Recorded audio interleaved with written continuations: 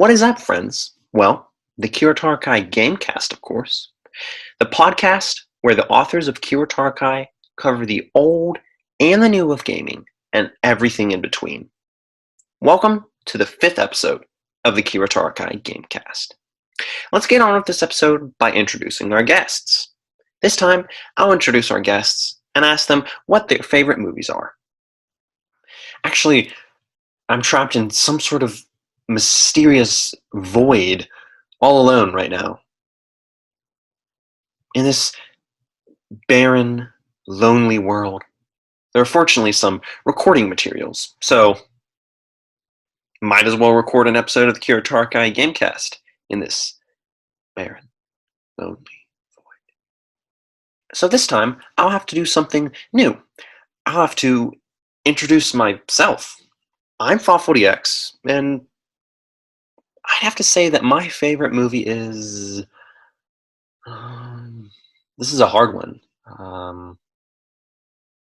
I'll probably have to say Star Wars Episode 5, The Empire Strikes Back. Though I really don't watch movies that often. Well, now that I have introduced myself, it's time for trivia time.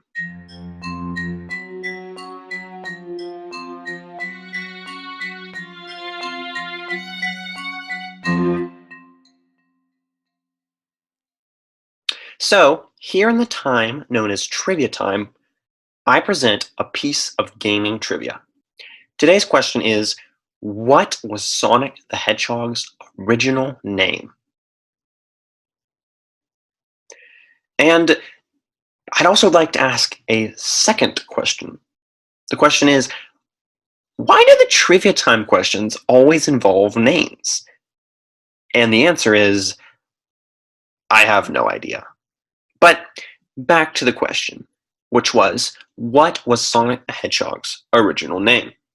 So, of course, as always, this question shall not be answered until the very end of this episode.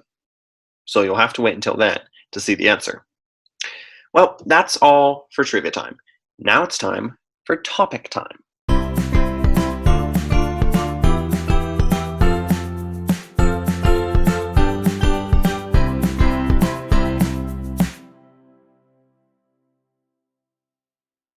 It is time for topic time, the time where I discuss the main topic of this episode.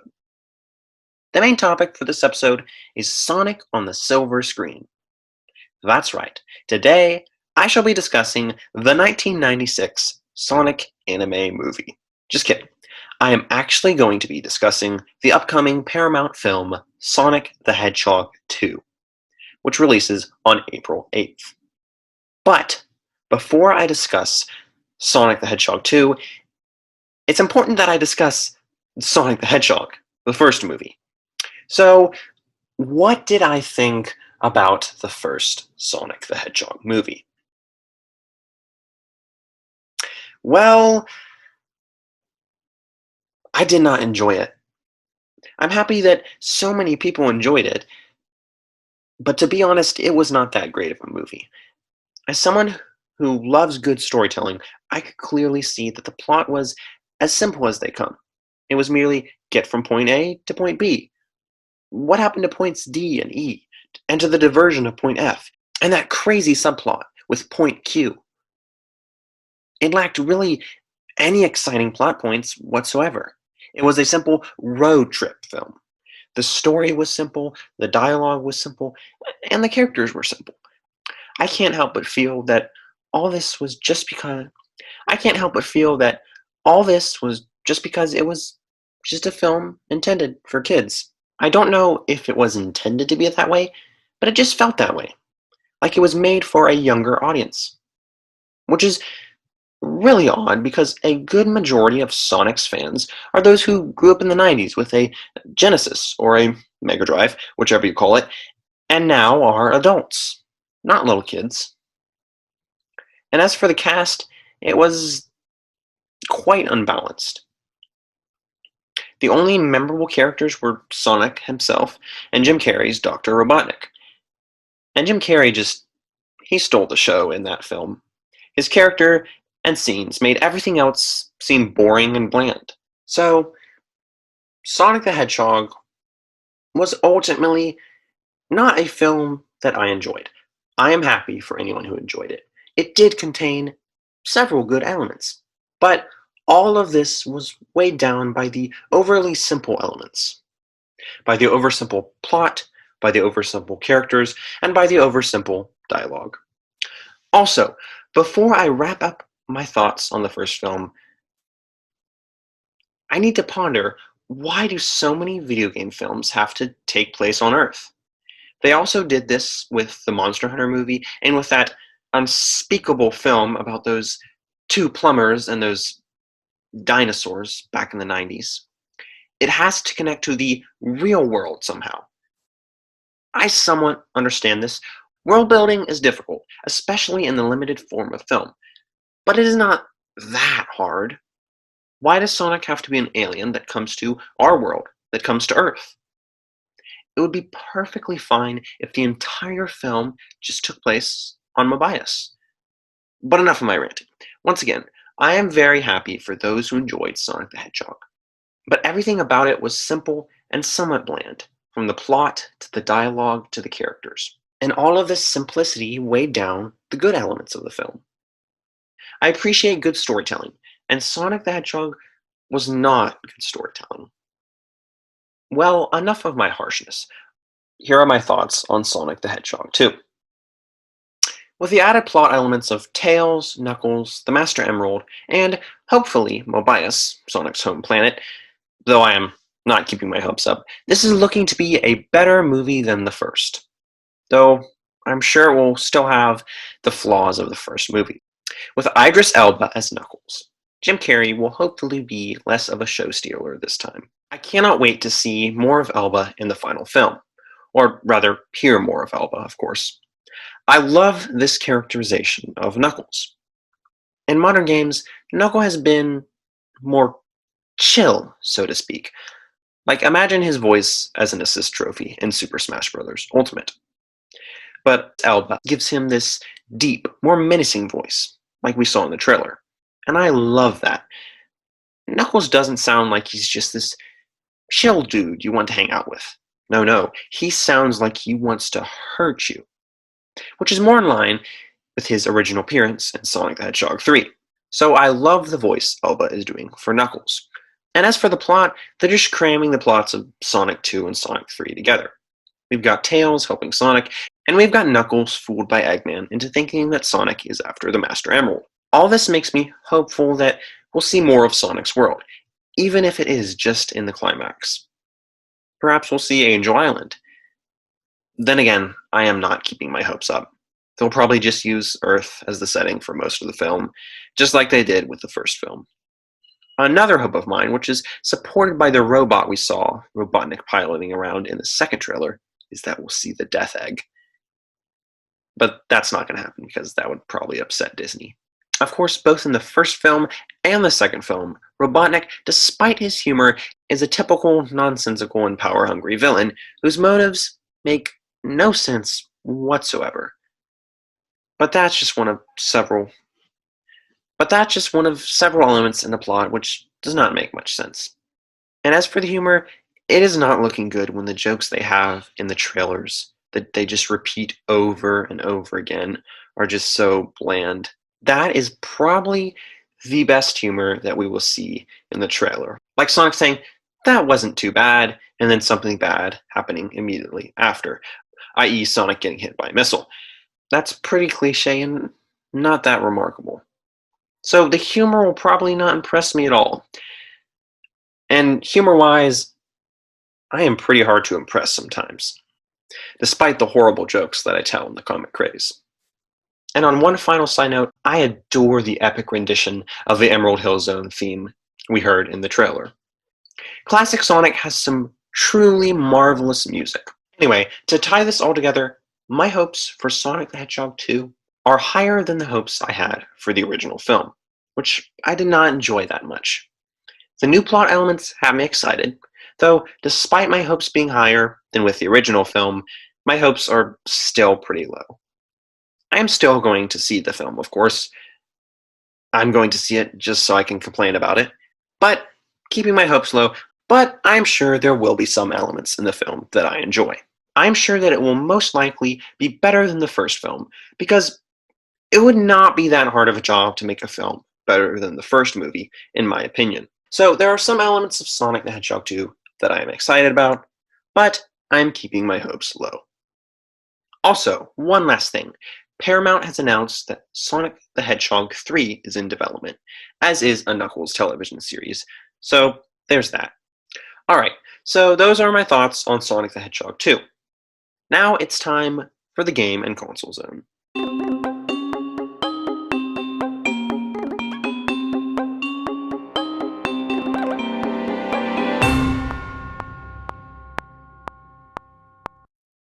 Here, in the game and console zone, just like the game and console zone in the Kiro Tarakai magazine, I will discuss the latest and the not so latest in gaming, consoles, and gaming news. First up for the game and console zone, we have Game Watch Reviews, where I discuss games that I've been playing recently and give them a rating off the top of my head. I've been playing several Switch games, including, as always, Animal Crossing and Breath of the Wild. I just got the Golden Axe and the Brucedoid in the former, and just beat the Last Shrine in the latter, in addition to SNES games on the side. I recently picked back up the wacky and wonderful Earthbound. I'm not the biggest fan of RPGs, but I can appreciate the uniqueness and absurdness that is Earthbound. I just beat Moonside, where everyone speaks complete nonsense, and I've unlocked teleportation, so that's vaguely helpful. I have been playing it on my SNES Classic Edition, but the game also recently released on Nintendo Switch Online. So if you have Nintendo Switch Online, go check out Earthbound. Right now. Right this instant. Just pause the podcast and go play Earthbound. I would give it an 8.7 out of 10. I also recently picked up Mario Kart 8 Deluxe from my local library, and I've been playing that as well. I own the original and all of its DLC, so I really have not thought that it would be worth it to upgrade to Deluxe. But now that they have announced the massive Booster Course Pass DLC, which I will discuss later, I think that I will get the game and its DLC. For, with its DLC, Mario Kart 8 Deluxe will be Super Smash Bros. Ultimate of Mario Kart. Except it won't have PD Piranha, but oh well. Still, it deserves a 9.1 out of 10. Also, while I was going to pick up Mario Kart 8 Deluxe, I saw that my library had the original Splatoon just sitting there, all alone. Just like me, in this void. This dark and barren void. And I thought, why not? Of course, when I saw Splatoon, not when I was in this void. So, I can now say that I have played Splatoon. I can also say that I have enjoyed it, and I can see why so many people love it, but I cannot say that I myself love it. I'm just not really into those kinds of games. Still, Splatoon is a great game, like no other, and I can now see and understand why so many people adore it. Also, I am horrible at it and usually lose, so there's that, though I have gotten a lot better recently.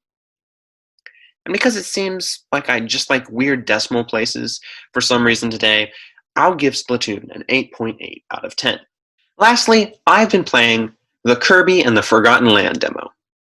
It is a blast, and whenever I play, it's honestly hard to believe that I am playing it, even in demo form. It is wonderful just seeing Kirby jump into 3D. It's everything I thought it would be, and much more. I've gotten the full release. I am very excited about it. Alright, now that I have discussed games that I've been playing recently, it is time to discuss what's new in the news. So, there's lots of new news because of last month's Nintendo Direct, and other news. And of course, earlier this month, Triangle Strategy and Kirby and the Forgotten Land release, both receiving fairly high scores. So that's very good. But back to the topic of the Nintendo Direct. I said this already in my reaction video to the Direct, in the last episode of the Kiro Tarakai GameCast. But the Direct was a solid Direct with several solid surprises. I think that it was better than any of last year's Directs because it really had something for everyone. We got 2 successors to sports games on the Wii era that I am deeply nostalgic about. First is Mario Strikers Battle League. Mario Strikers is a strange yet somewhat satisfying series. It's Mario with both soccer, or football if you're a normal person, and this unique sci-fi vibe that I just love. This one is more colorful and less gritty than the first two games, but it is still Mario Strikers. And that is great because Mario Strikers is a series that we have not seen for 15 years, and we'd all just assumed that it was essentially dead. Also, this means that Next Level Games has been working on this instead of Luigi's Mansion 4, which is okay, I guess, but still, I want Luigi's Mansion 4. And then, oh boy, did any of you guys listening ever play Wii Sports? I certainly did, and I have quite a few fun and fond memories of it. And thus, I'm very excited about the spiritual successor to the Wii Sports series, Nintendo Switch Sports. I'm surprised that it didn't come out earlier, and I hope they expand upon it, hopefully with free updates, but I'd honestly be fine with paid DLC. Data miners have found evidence of dodgeball and basketball in the files of the game, but I just need my baseball and boxing. On a side topic, I'm confused. What is the deal with these new avatars in Nintendo Switch Sports? The game still has Miis, but it mainly focuses on these new avatars, which makes me confused. Last year, Nintendo admitted that Miis exist with Miitopia, but I don't know, it almost seems like they're trying to phase out Miis now. What shall happen to me? Or Miis, excuse me. And the Direct, of course, opened with the surprise of Fire Emblem Warriors 3 Hopes, a concept that I love. It is just like Hyrule Warriors, Age of Calamity. It is a warrior-style spin-off that expands upon the story of the most recent and perhaps most beloved game in the series. I wonder what Jetstream thinks of it. Well, Fire Emblem Warriors 3 Hopes and Mario Strikers Battle League are coming out in the same month, which is, by the way, the month of E3, and Splatoon 3 is also coming out this summer. It is going to be a packed and exciting summer and a packed and exciting year. And it's barely even spring. There is still a lot more excitement to come in this year. Well, another thing in the Direct was the Mario Kart 8 Deluxe Booster Course Pass DLC that I mentioned earlier. This DLC will include 48 tracks from previous games, thus doubling the courses in Mario Kart 8 Deluxe and bringing the grand total of courses just shy of 100 courses. That is a lot of courses, ladies and gentlemen. There will be 8 cups released by the end of 2023. So presumably there will be a pair of cups revealed with each Nintendo Direct. So basically the reveals will essentially be the new Fighters Pass for Nintendo. I think that the DLC is a very, very good deal. Perhaps one of the best DLC deals that Nintendo has ever put out there. Like I said, it doubles the size of the game. Thus, it is basically an entire Mario Kart game for the price of less than half of a Mario Kart game. So, the DLC is $25 and is also included in the Nintendo Switch Online expansion pack. $25 is just 50 cents a track, which again is a great deal. But there are, however, some disappointments. First, there are no new racers, which is a bit of a disappointment, but I guess the roster of Mario Kart 8 Deluxe is already large enough, but they still don't have PD Piranha. Second is the visual style. These new tracks have the same simplistic mobile style of Mario Kart Tour, which is a bit of a disappointment as I love the detailed, futuristic visuals of Mario Kart 8. But at the end of the day, how a track looks does not affect how fun a track is. So, I'd say that Mario Kart 8 Deluxe. I'd say that the Mario Kart 8 Deluxe Booster Course Pass DLC is an absolutely amazing deal. It is weird, however, that it is coming when it is, in this particular period of the Switch's lifespan. The Switch launched almost exactly 5 years ago. Mario Kart 8 Deluxe was one of its launch titles. Mario Kart 8 Deluxe is thus 5 years old, and Mario Kart 8 itself is 8 years old. But only now are we getting Deluxe DLC. I guess Nintendo finally realized, oh look, this port is making a lot more money than we thought it would. Let's make more money with it. I just think it's weird that DLC for a game that released at the beginning of the Switch's lifespan is being released halfway through its lifespan. It is a bit weird. Well, moving on, I hoped that the Direct would end with the sequel to The Legend of Zelda: Breath of the Wild. But alas, much to my chagrin, it did not. Rather, it ended with Xenoblade Chronicles 3, which is still exciting, but, well, I guess we'll hopefully finally get Breath of the Wild 2's actual title at E3 2022. But back to Xenoblade Chronicles 3. Well, it has flutes, so that's cool, I guess. And all that I just mentioned was only the first-party games.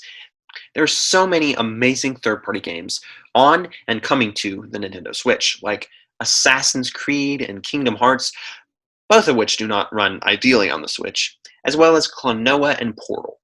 I just think the abundance of third-party titles on the Nintendo Switch is so cool because it allows so many more people to enjoy so many more of the games they love. Then after the Direct, in a Pokémon Presents, Generation 9 of Pokémon was revealed. Pokémon Violet and Pokémon Scarlet. I'm happy to see the way Pokémon is changing. These games will have an open world, but I'm curious to see whether the battle system will remain the same. I've never really been that interested in Pokémon, primarily because I never had a DS or 3DS, but Gen 9 might just be the first ever generation that I get into Pokémon. I'm going to try out Pokémon Legends Arceus later this year, so perhaps that could be the start of a greater appreciation of Pokémon for myself. So, I have talked about all that extremely exciting news. But it is time to wrap up the game and console zone with some sad news. In 1 year, in March 2023, Nintendo is completely shutting down the Wii U and 3DS eShops. Just let that sink in. Just let that sink in for a moment.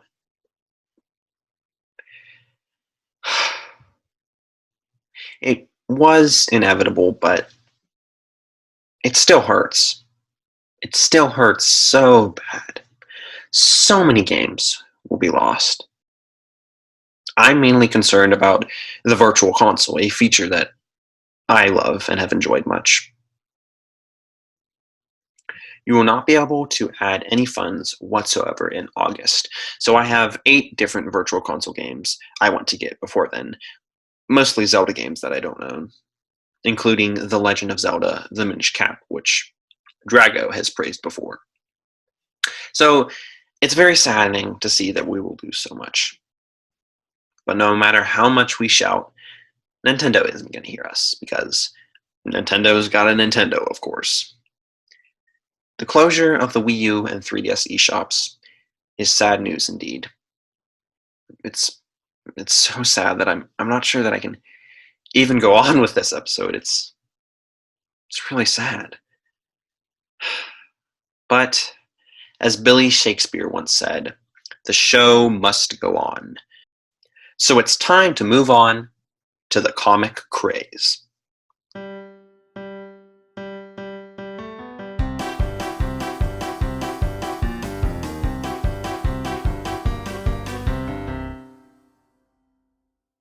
It's time for the comic craze. That crazy, comical comic craze, which is the segment where I just tell jokes. All right. Here, just like in our first episode, is another literal dad joke, one that my dad tells. Let's see if this one goes better than the last dad joke I told. Why did Norway put barcodes on their ships? So they could Scandinavian. Get it? Because Scandinavian sounds like Scandinavian? Oh, there's no one to laugh here in this strange, empty void.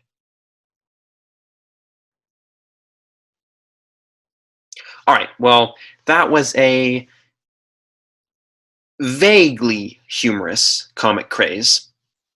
Now it's time to move on to the tips and tricks town.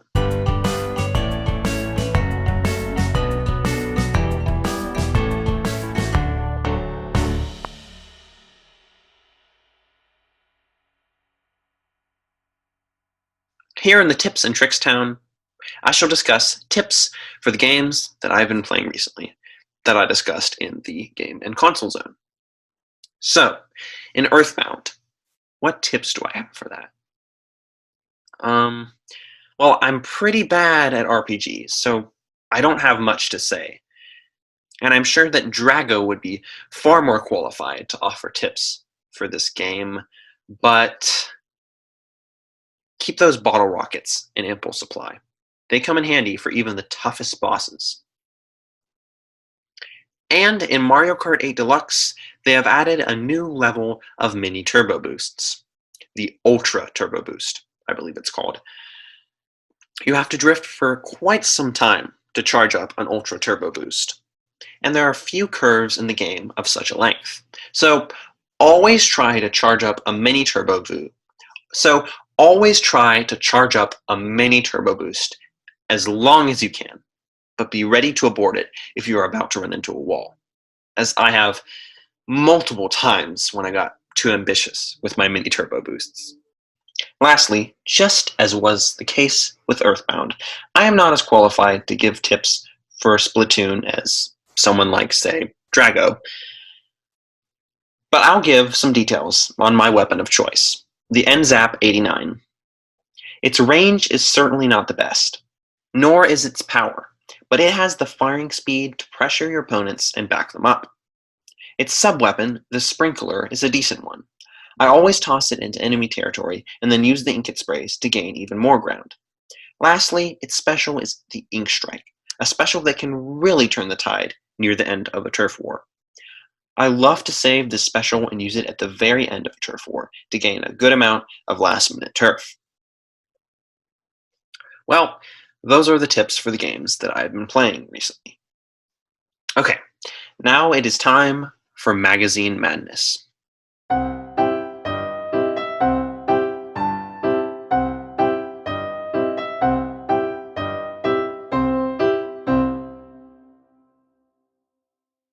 Welcome to Magazine Madness, where I present updates on the latest projects of Kiro Tarakai.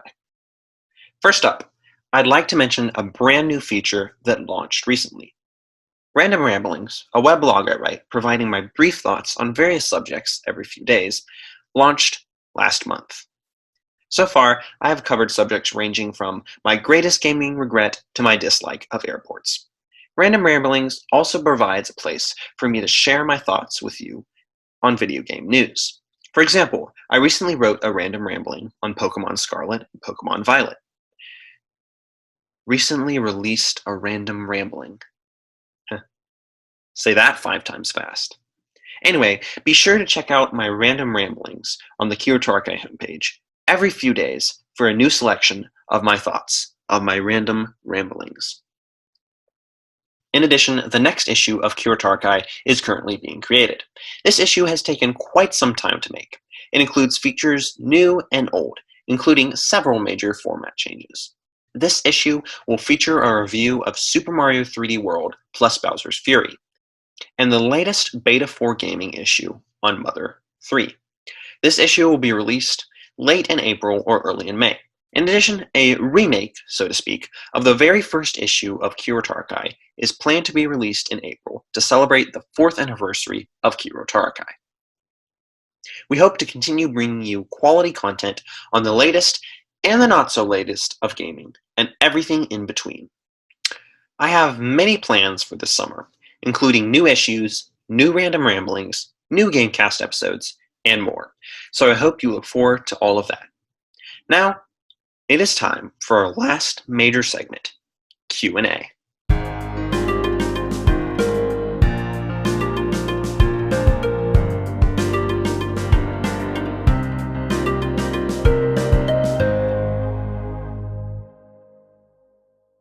So, here in the Q&A segment, our final major segment, I answer pressing questions.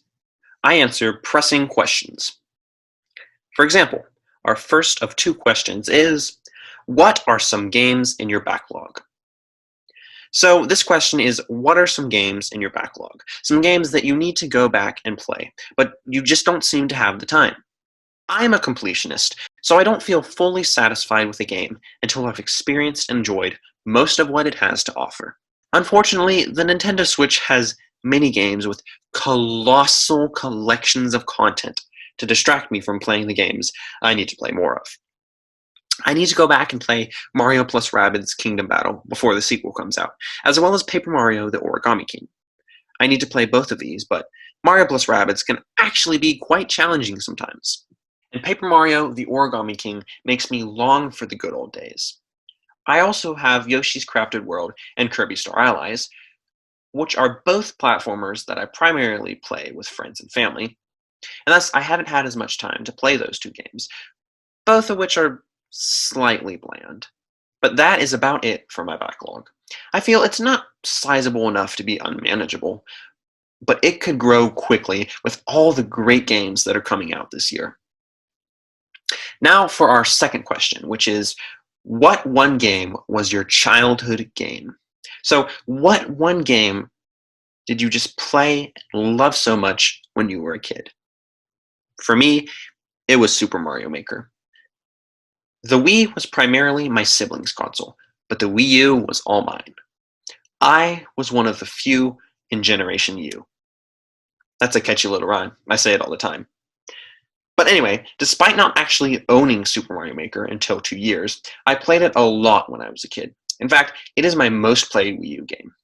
I would get it from our local library, like so many of the games I played as a kid, and I would come home after a long school seminar and just sit down and play Mario Maker. Most of the courses I made weren't exactly genius, but I still enjoyed making my own Mario levels. Unfortunately, I haven't connected with the sequel in quite the same way. My busy schedule, combined with the vast library of great games on the Switch, has caused me to not play Super Mario Maker 2 anywhere near as much as I played the original. But that's just life. I will forever remember my happy childhood memories with Super Mario Maker. Well, with those questions answered, it is time to answer another question by returning to the time known as Trivia Time.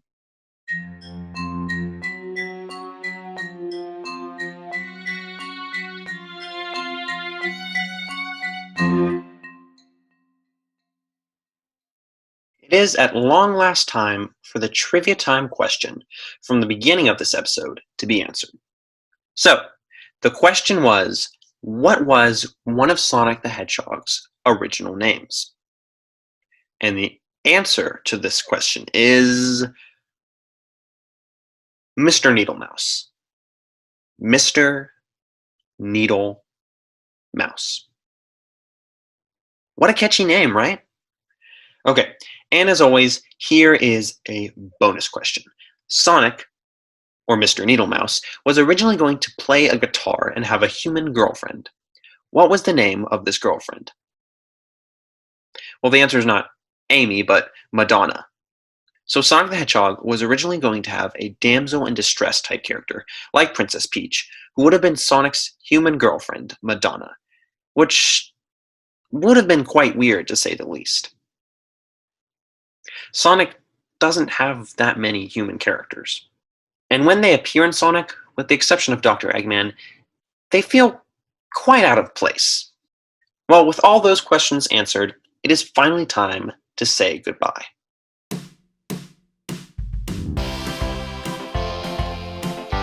It is time to end this episode of the Kiro Tarakai GameCast, which was another enjoyable episode. Lots of topics were covered, from Sonic on the silver screen to the Nintendo Direct, Gen 9 of Pokémon to the closure of the Wii U and 3DS eShops. If you have any questions, feel free to reach out to me at capnate28@gmail.com. I'd be happy to answer any questions or requests you have. For more Kiro Tarakai content, be sure to check out the Kiro Tarakai homepage, the link to which should be on the screen now, in addition to being in the episode description. Well, I would like to thank DJ Dwanner,